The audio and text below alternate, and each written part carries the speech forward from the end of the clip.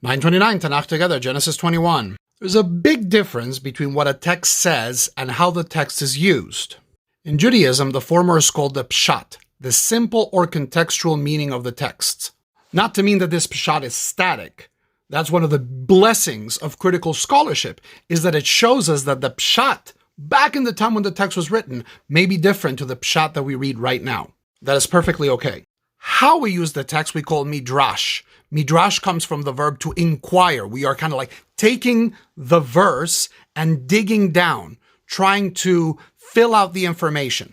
Sometimes it's because we want to know who was the servant of Abraham that went and got Rebekah. Sometimes it's because it's fun. There's a playful element in midrash. We're trying to bring two things together. We're trying to rhyme one verse with the other, put them in contrast. And throughout history, midrash has been used to say this text should be read today as this because it's expressing values or concerns of the generation. And this requires that certain midrashim be deconstructed. And by this, contextualize them in their original purpose and say, well, maybe this is how our ancestors read this text, and that is how we can explain this text, but maybe it's not a helpful way of reading it today.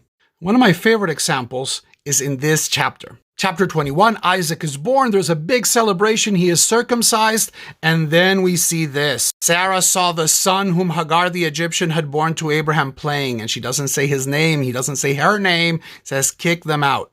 Cast out that slave woman and her son, for the son of that slave shall not share in the inheritance with my son. This, of course, seems exaggerated. Two brothers playing together. Why does this merit expulsion? Again. And some of the classical midrashim focus on the word metzachek, which can be used as playing or mocking.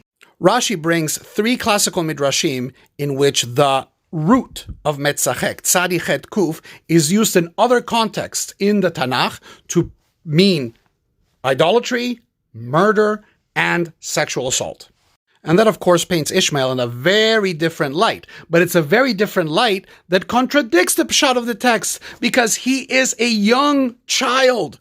Not only a young child, but God says that the child is innocent. This midrash explains the overreaction, but sets up Ishmael in a very negative light. Now, a very negative light that can be deconstructed in the light of the oppression that Jewish communities in the past have suffered. And as such, is seen as something that we can transcend. But when we confuse midrash with what the text is actually saying, we end up validating many of the prejudices of our ancestors